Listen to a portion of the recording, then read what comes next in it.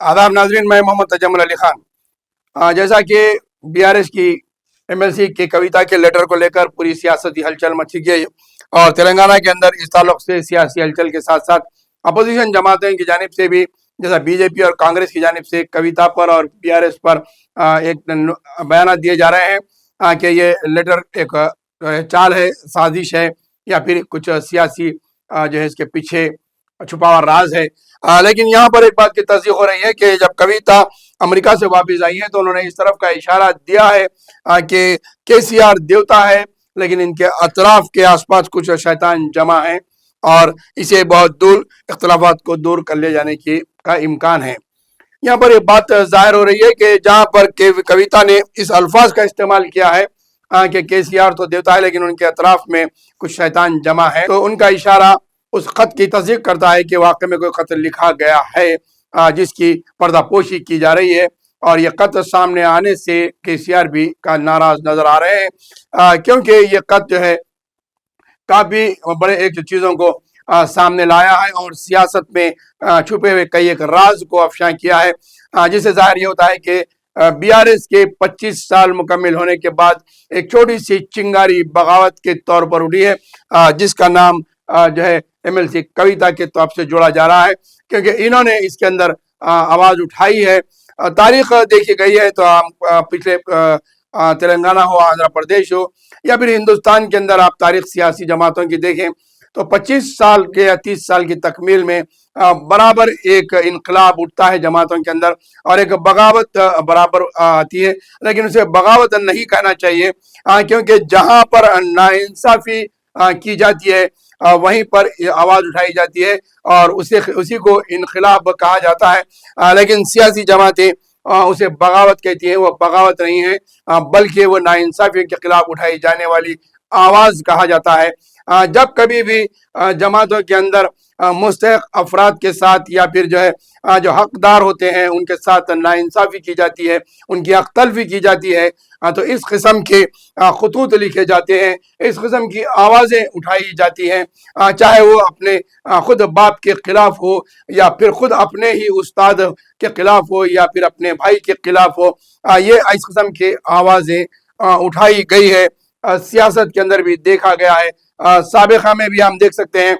कि जो है के जगन मोहन रेड्डी के खिलाफ शर्मिला की बगावत रही एक भाई के खिलाफ, तो वहीं पर बेटे की बगावत रही बाप के खिलाफ। जैसा कि हम कांग्रेस की पुरानी दौर में अगर निकाल कर देखें तो कांग्रेस की बगावत के अंदर कई एक ऐसे लीडर्स थे जिनके बाप के खिलाफ बेटे दूसरी पार्टियों में जाकर जो है अलग सियासी हलचल मचाए हैं। वहीं पर कांग्रेस की पुरानी तारीख देखा जाए तो इसमें भी बगावत आते हुए तेलुगु देशम का क़याम अमल में लाया गया था, जिसके अंदर कई कांग्रेसी कायदीन एनटी रामाराव को सपोर्ट करते हुए नई तेलुगु देशम बनाए थे। तेलुगु देशम के अंदर भी एनटी रामाराव और बेटों की जानिब से एनटी रामाराव के खिलाफ इनकलाब उठा था,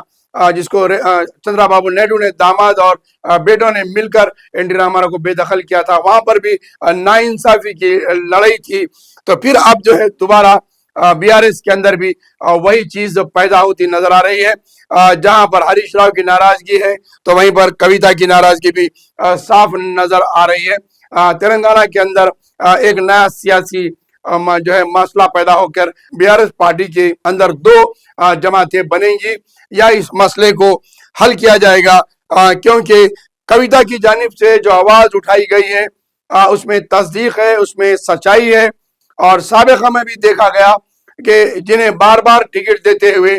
जो पेश किया गया है, जो हकीकी काम करने वाले वर्कर्स को नजरअंदाज किया गया है। साबिका में चीफ मिनिस्टर केसीआर ने 2 बार इंतखाबात में उन्हीं अफराद को दोबारा रिपीट किया, उसकी नाराजगी की वजह से भी कई एक एमएलए हारे हैं और वही अफराद को दोबारा फिर से जो है